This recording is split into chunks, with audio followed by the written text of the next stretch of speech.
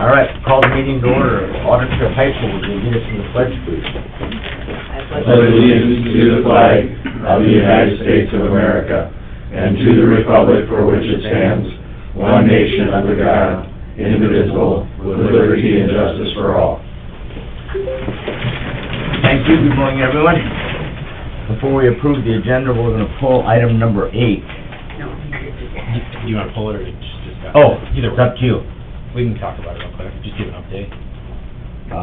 We'll just leave it on there then. That's fine. Okay. I stand corrected. I would entertain a motion to approve the agenda as presented. Move. Second.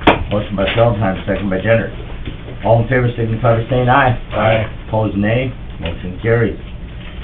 Next up, we'll have the opportunity for public comments. Anyone wish to address the commission this morning? Mr. Fishback. Yeah, hi, Mr. Chairman. I was just gonna respond to some comments that were made at your meeting last week by Mr. Gabler from Glacial Lakes Board of Directors. I think he made a statement that, if the ethanol company wasn't able to sign up for the carbon dioxide pipeline, that they would either be fined because they wouldn't be able to lower their carbon score, or that they would be out of business. It would affect them financially. And I'm here to tell you that that statement's not true. And I was just gonna read a couple to prove that. I mean, under oath, their chief witness at the PUC committee, or at the PUC hearings on the permitting, they had their star witness named Jared McIntaffer. Under oath, Commissioner Gary Hansen asked Mr. McIntaffer if the South Dakota Ethanol Producers Association had told him that the ethanol plants needed the pipeline in order to be successful. McIntaffer said, no, they did not. And then here's another one. The CEO and chief lobbyist in Washington, D.C. for the Renewable Fuels Association, which they all belong to. His name is David Hallberg. David Hallberg, an ethanol lobbyist and founder of the Renewable Fuels Association. And he said this, quote, "The ethanol industry is not going anywhere, and they should stop saying that." These are their own people. So when you get these people under oath, or you talk to the people that are really in the know, it's a totally different thing than what we're being told here locally. And one more thing I want to point out, as far as what the ethanol companies have done, I don't know if you're aware of this, I'm sure you are, but if you aren't, I want to bring your attention that back when they were all established, and I have the figures, all of these ethanol companies, including Glacial, they had all of their sales tax money and contractor excise money was refunded by the state of South Dakota. Glacial Lakes themselves, as of 2009, now I don't have any of the figures yet in the last 14 years, but as of 2009, they'd received $4,251,696 refunded back by the state taxpayers. The Aberdeen plant out here that they now own got $3,954,333. Every ethanol plant in the state of South Dakota had this perk given to them. Where all the rest of us, I'm a small business and I've never gotten any of my sales tax refunded. So when they're in here telling you that they can't survive and they're making record profits on the dividends that they've returned, we need to keep that in mind, that they have been totally subsidized, not only by the federal government, but also by the state government, and they continue to be so. And so that they're operating under very good conditions right now, and all these things that they're telling you, these scare tactics. One other thing, if all the ethanol plants are going to go broke if they didn't have this pipeline, you need to remember that not every ethanol plant signed up for this thing. In Iowa alone, there's 12 ethanol plants that never signed up. We've got 2 right up here in the northeast corner of the state that were never on. The one over here at Groton, there's one over by Millbank. You don't hear them saying they were going to go broke. So I think that argument is false too. In Iowa alone, in Shelby County, Iowa, there are 6 ethanol plants in that county, and none of the 6 signed up. And that's the largest county that's affected by this pipeline, in Iowa. So they're not crying, they're not saying they're going broke. So when they're saying this, you just got to keep that in mind. They've got these people out. We heard the same argument last week down at the Spink County Commissioner meeting too. In an attempt, and they were presenting that argument in an attempt to get our commissioners to reduce the setback from a half a mile to 1,000 feet. And it didn't work. But I just wanted to point that out to you. Thank you. Thank you. Anyone else? I'll just make a quick comment or two. Ed kind of said it all, but the Dennis Fikert from northwest town out here, You know, the gentleman that was in here last Tuesday made a comment to the effect of they have rights too. In other words, the folks that that are okay with putting the pipe on their property, well, that's great. I mean, they've got the right, there's no question about it. And the people that are trying to protect their property rights have never questioned those people. If you want to sign an easement, have a pipe on your property, great, go ahead and do it. But, I mean, they gotta recognize the fact that people have got rights, and if they don't want the pipe there, they should be able to stop it somehow. Ed mentioned the fact of companies, ethanol companies that have not hooked up to a pipeline. I mean, obviously, they've either got a plant that produces the ethanol that comes out with a lower score, or they've got other means of getting that score down. And I guess, you know, if, and he alluded, the gentleman alluded to the fact that they've, you know, have got the opportunity because of these humongous tax credits that are out there. So he indirectly admitted the fact that it's all about the tax credits, it's all about the federal money. And I mean, and the people they filed eminent domain on those people, you know, have supposedly now had that taken back or taken off. I just, you know, we don't care how many acres of land you got. We don't care if you own land in Walt, Spink, wherever. I mean, he's got the right to say, yeah, you can put the pipe on my property. You got somebody else that's got land in all of those, in various counties. They've got the right to say, no, we don't want the pipe here. So, anyway, thank you guys for what you do, and I don't know, Drew, if you're working on the resolution, I think the sooner we can get it done, the better, and we don't want to wait until, you know, they're ready to drop the bills and then the resolution shows up. I had at least 3 counties yesterday get a hold of me, and they're interested. They want copies of that resolution. So, thank you. Thank you, Dennis. Anyone else wish to address the commission this morning? Out there online, on the phone? Seeing none, we will move on. Next up, public progress hearing on Brown County YMCA Youth Development Center Building Addition Project. It's a mouthful. Thank you, Mr. Chairman. Ted Dickey with Northeast Council of Governments. Last year, Brown County received $770,000 worth of community development block grant, and is passing that through down to the YMCA for the construction of the Youth Development Center addition, which is going on currently onto the west side of that building. One of the requirements of the community development block grant program is to hold a public progress hearing where we discuss where the project is at and any questions regarding the project and/or its funding. I have Mike Kloss with me from the YMCA. He's going to give a brief update on where they're at with the project. So right now we are on schedule. As you guys may recall, it'll add 185 state licensed spots for children school age all the way down to 6 weeks. We are set to open before the next school year, which works nice because our kids will move up with their school age until they get to school age. We are also entering an agreement with Northern to run curriculum out of the expansion, so that's if you guys recall, they added a 2-year degree option for students, so they will actually be now doing some of that curriculum out of the YDC's expansion. It's similar to what they do at Mayo Ruby for elementary ed. This will be for early learning education degree seekers.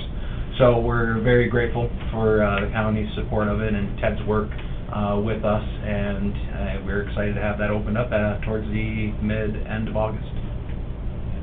It's a big addition. I drove by the other day. It's significant. Yeah, work's going very well. Yep. Good. All right. Anybody have any questions?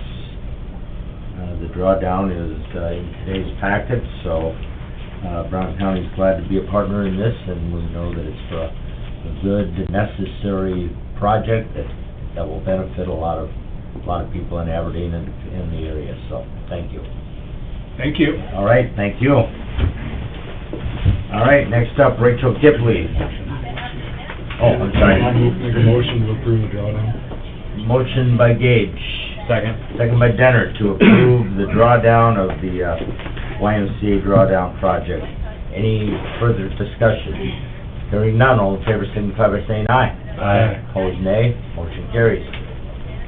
All right, now Morning. Rachel Kipley, good morning. Morning. Morning, today we're gonna talk contracts. You have before you 3 confidential contracts that, I can entertain any questions in executive session. However, would like your signatures on those. 2 of the 3 will be announced at noon today. The third will be announced at the beginning of February. So, I think you saw those in your packet. And then to discuss just briefly the South Dakota Farmers Union contract we talked about a month or 2 ago about the, Agriculture Education Center we'd like to create on the Brown County Fairgrounds. I've had a few questions on that. Basically, it's going to be just the week of the fair, and if you're familiar with Sioux Empire or State Fair, they also have agriculture education centers, live animal displays, a live sow birth is the hope, bottle calves, commodity crops, laying hens, a number of items like that. Samantha Olson with South Dakota Farmers Union is their agriculture education specialist, and she's kind of taken the reins on the project, working on getting grants and whatnot, and it looks like things are going very well on that side of things. We hadn't been sure whether we would get it done in '24 or '25, and it's looking very positive to get it done in '24 as far as securing the money. So next week I'll have on the agenda the actual signature of the contract. Right now, we've got it just going through the state's attorney's office and the attorneys on her side, but basically it'd be a naming rights in exchange for them putting 4 inches of concrete in that 50 by 96 foot building, doing better electrical, better water, upgrading that building to the caliber that they need. In exchange, it will be the Farmers Union Agriculture Expo is what it will be called for 20 years. The contract also allows them to do up to 4 events there throughout the year. They do some safety camps and education camps for their purposes, of their threefold purposes. Education is a big one, so they'll be allowed to do that without paying us rent, but we will also still do a lease, so the insurance is taken care of them and all that. So I think that contract was also in the packet. Was there any questions on it? I didn't have any. Which building is this? It's the Poultry Barn, located just to the west of the Expo Edition. So we'll continue with the legal side and making sure that's fine-tuned for next week and have that contract before you then. Okay, very good. Any other questions for me? I did give Lynn those 3 contracts that we talked about. They were just very minute as far as sound and stage tweaks in that newer version. So if we could get those ones signed. Okay, You want a motion for that then? I would. A motion to approve the All right. confidential fair contracts. we have a motion by Denner, second by Gage. Any further discussion? Hearing none, all in favor signify by saying aye. Aye. Opposed, nay. Motion carries. Thank you. Thank you, guys. You bet. All right, next up, discuss freedom of information fees. There's some information for us, Lynn? Well, I had in the packet what I learned from other counties so far, but Ross and I were revisiting a little bit. Scott's got a little bit more intense stuff that he's had to do lately, so we're not sure if we should table it and then do a little bit more research, or if we want to... What is that on? You talking to me? Yeah, information, because that one project you said he just spent, I don't know how many hours on that dairy project. On the what? The dairy project? Warner Dairy? Yeah. So, So when we're establishing fees, we have to make sure we take into consideration. Some will be small, some would very be- small, but some can be fairly extensive. Yeah. We got about that much paperwork that we put together on that, the history of it. So it's time and labor intensive, so we need to make sure that we take that into consideration. If we set an hourly or a flat fee, probably won't cover it for projects like that, so. Yeah. I like the hourly idea, because somebody comes in for a simple request and it takes you 2 minutes. Right? Maybe But an if it hourly, takes them yeah. 8 hours, that, Yeah. or vice versa. Then the hard thing is we, with the phone calls and the walk-ins and, I'm working on other projects and the emails and stuff, that you can't just dedicate, Chris or Ron or myself just doing that. You just work on it, and then you prioritize throughout the day, but, I don't know if it's better to have a flat fee or hourly for my stuff, but. Yeah. Well, and I know we talked about the minimum too of 4 hours, but like again too, like you said, the one that could just take 10 minutes and you're done with it, it just, Yeah, if you set an hourly fee, you're gonna have to have a minimum on there, so that at least it's worth their time to... yeah. But I think $1 per copy is a good, I mean, that's registry deed charges, so I think that would be a good place for that. Wouldn't you catch a lot, excuse me, wouldn't you catch a lot of that, you know, where Scott's spending a lot of time on it, and he's got a lot of hours in it, but you've got the other ones that come in that are very quick, so if you're charging by the page, wouldn't that kind of even out in the end?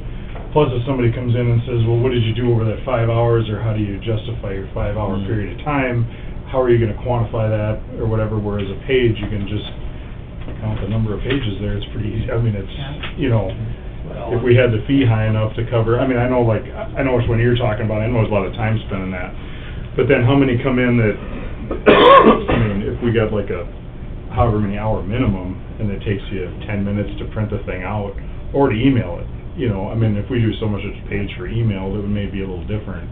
If you scan it, it might be too big, you know, to email out, so you might end up with a That's couple true, I guess.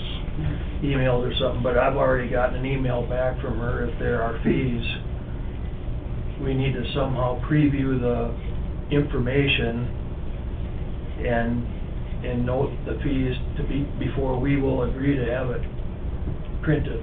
Yeah, and maybe it's So something like that. I don't know how you do all that.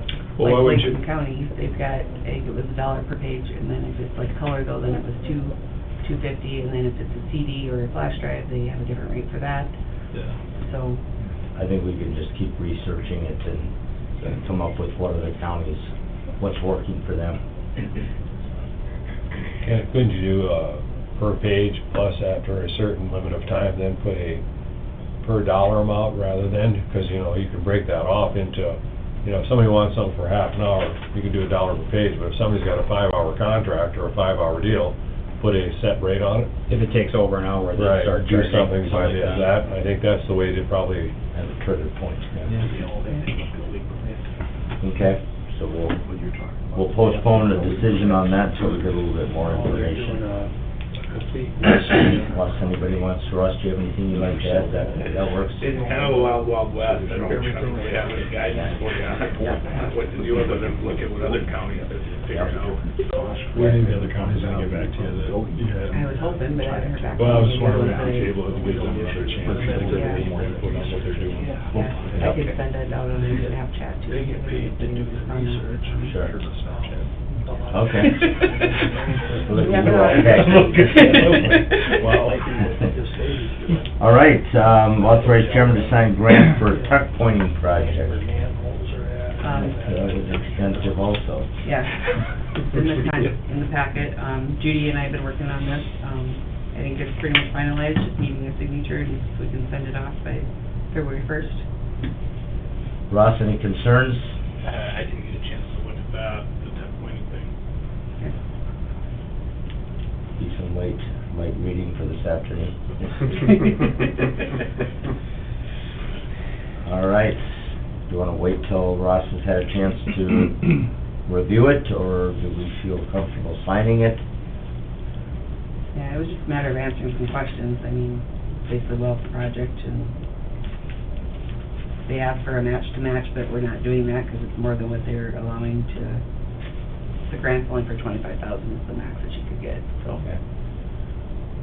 Can we do a motion to approve it, just pending on, if we Yeah. got a quick, or whatever that way? Contingent upon review of Yeah, state we guys strength. are rolling quicker Okay. this week. Yes? I'll make a motion to that effect. All right, we have a motion by Gage to approve tuck pointing project contract, contingent upon review by the state attorney. Okay. Second by Feldheim. Any further discussion? Hearing none, all in favor signify by saying aye. Aye. Opposed, nay. Motion carries. Next up, protect local control resolution. Commissioner Dennert. So we'll hold off on the resolution for now, just since the bill, do you have that drafted? Yes, I do. What was it, 250 feet for statewide? Yeah, they wanna go 250 feet statewide, except if you're within 2 miles of an ethanol facility, they wanna go 50 feet. Okay. Yeah, so I mean, it essentially eliminates, you know, any county ordinances and puts in a statewide one-size-fits-all. So we wanted a chance to oppose that, but the bill hasn't been introduced yet. So for now, the resolution is not complete. So we'll hold off this week and maybe consider it next week. I assume that bill would have been dropped by now, but it It hasn't. has to be dropped by the 31st.